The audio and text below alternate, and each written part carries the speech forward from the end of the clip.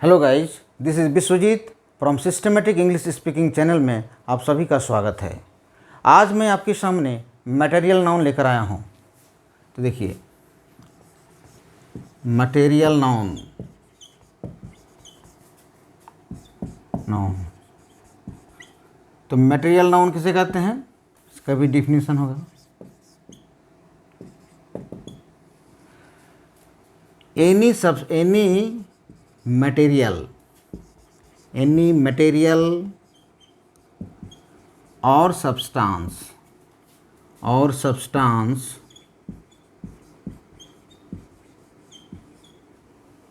is called material noun।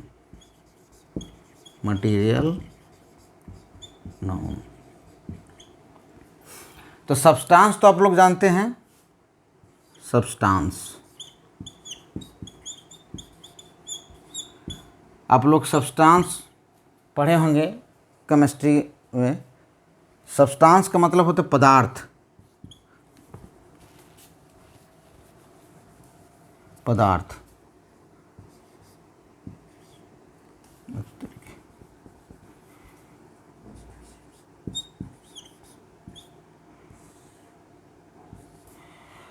पदार्थ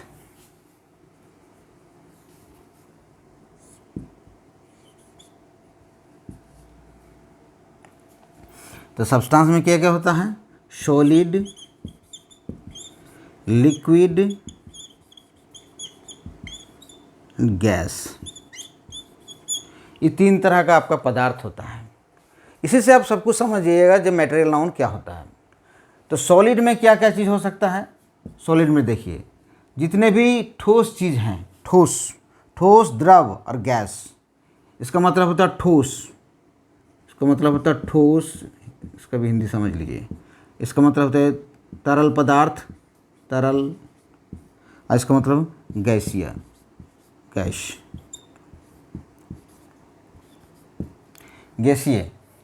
तो gas लिखने से लिख देते हैं, इसी समझिए। तो ये तीन तरह का पदार्थ हुआ, सॉलिड, लिक्विड एंड गैस। तो सॉलिड में अब यहाँ पर सॉलिड समझिए अच्छी तरह से। अगर इसको समझ लीजिएगा तो मटेरियल नाउन में आपको कोई दिक्कत नहीं होगा। तो सॉलिड में जो हम लोग टच करके समझ लेते हैं, ये खूब मजबूत है। और जैसे मान लीजिए पेन, प्लास्टिक, ये इस तरह से इसको हम लोग समझ लेंगे, ये ठोस है। इसका बहुत तरह से जो भी आपको दिखिएगा, चाहे वह प्लास्टिक हो, लकड़ी हो, वुड हो, लोहा हो, और जितने भी मेटल, नॉन मेटल है, ये सारी चीज़ सॉलिड होता है। तो all metal and non metal, all metal and non metal.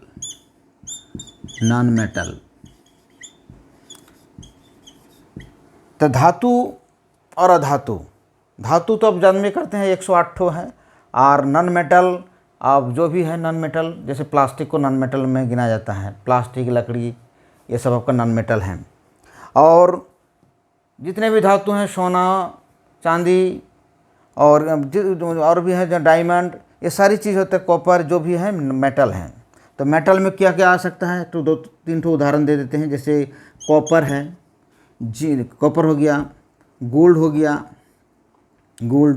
Zinc हो गया, मरकरी हो गया।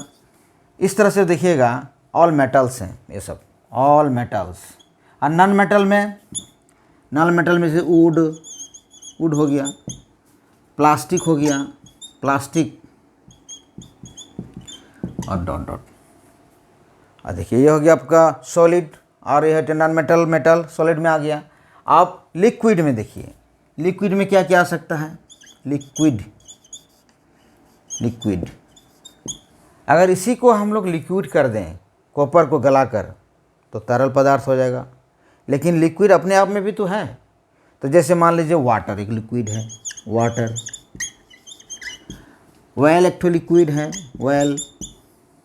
और लिक्विड देखिए, और जितने भी तरह का वेल है लिक्विड में आएगा, वाटर जितने भी तरह है। अच्छा, तो फिर मरकरी जो होता है वो लिक्विड में पाया जाता है, और उसे मेटल भी कह सकते हैं, नॉन मेटल भी कह सकते हैं। तो लिक्विड में ये सब सारे चीज़ आते हैं लिक्विड में। और चलिए गैस में, गैस में क्या क्या चीज़ होगा, थोड़ा ऊपर में इसको मिटा देते हैं। देखिए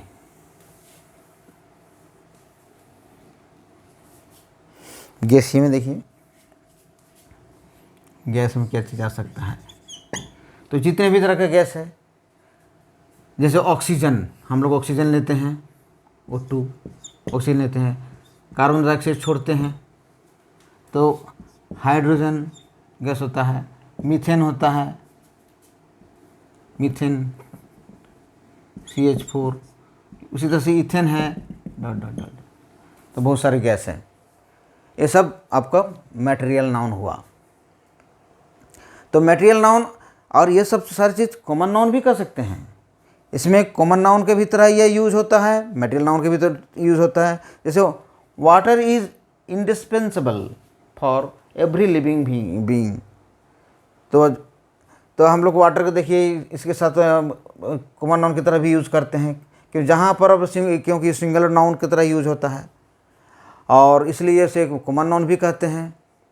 लेकिन ये मटेरियल अपने आप में मटेरियल नाउन भी है, इसमें कोई अंतर नहीं पड़ता है।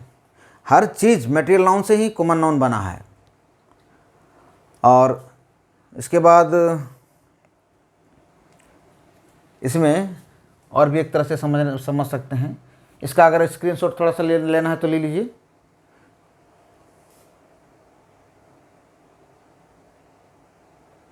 हाँ देखिए,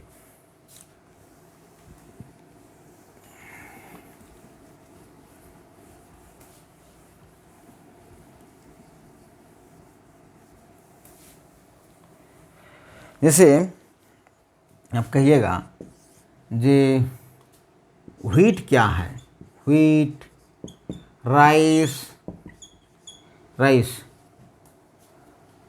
सॉल्ट,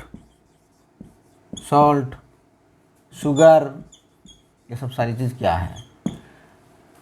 तो आप एक तरह से और भी समझ सकते हैं, जिसे हम लोग वजन कर सकते हैं, माप सकते हैं, तो उसे हम लोग कहते हैं मटेरियल नाउन। जितने भी मापने तोलने वाला चीज़ है सब मटेरियल नाउन होता है। जैसे देखिए व्हीट को मापा जाता है, मेजरमेंट किया जाता है, वेज किया जाता है, वेज एंड मेज़र, ये जो भी चीज़ हैं ये सब सारी चीज़ होता है मटेरियल नाउन। मटेरियल नाउन की आशा करते हैं सब तरह से समझ गए होंगे आप। और एक चीज़ रखिएगा, इसके साथ साथ आप थोड़ा बहुत ग्रामर भी सीखिए। अच्छा, अब नोट में देखिए, मटेरियल नाउन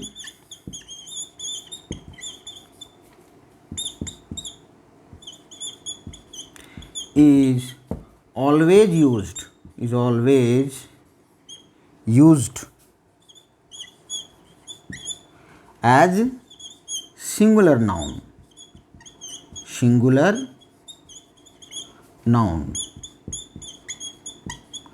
तो मटेरियल नाउन सर्वदा और हमेशा सिंगुलर नाउन की तरह व्यवहार होता है, यूज़ होता है।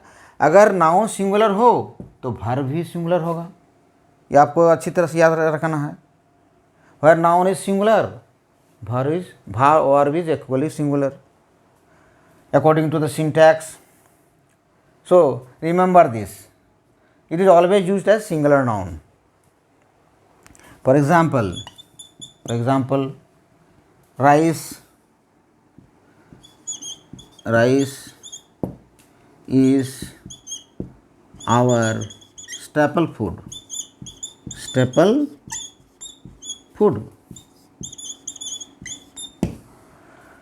चावल हमारा प्रधान खाद्य है। तो यह अच्छी तरह से आप समझ लीजिए। तो उस तरह से आप जो भी लिखिएगा आप इस तरह से लिख सकते हैं। देखिए सिंगुलर सब्जेक्ट तो वर्ब भी सिंगुलर, हालांकि हम लोग सिंटैक्स में इसका डिटेल्स में जाएंगे, तो अभी सिंटैक्स बहुत देरी है, थोड़ा बहुत समझ के रखिए। अभी तो नाउन चल रहा है और नाउन और 2 क्लास है, उसके बाद प्रोनाउन चलेगा, उसके बाद भार्ब आती है। तो भार्ब में ही आपको भार्ब कंप्लीट करने के बाद, आपको थोड़ा बहुत भार्ब की जानकारी देने के बाद आप सिंटैक्स में उतर सकते हैं। तो इस तरह से आप हम लोग मटेरियल नाउन समझ सकते हैं। तो मटेरियल नाउन का हमेशा आप समझिएगा सिंगुलर सब्जेक्ट है और कुछ नहीं समझिएगा, सिंगुलर सब्जेक्ट है। मटेरियल नाउन को आप समझ लीजिए, और जब भी यूज़ कीजिएगा कोई भी वर्ब, तो यह सिंगुलर वर्ब यूज़ कीजिएगा। और इसमें लगभग आर्टिकल का यूज़ नहीं होता है। अगर किसी इंडिकेट करके कहेंगे तब हम लोग द आर्टिकल यूज़ कर सकते हैं, द अथवा दी। और आर्टिकल का तो एक मैं डिटेल्स वीडियो दूंगा ही, तो उसमें देरी है भी, तो अच्छी तरह से इसको भी समझ लें। और अब आपका इसका एक स्क्रीनशॉट ले लीजिएगा।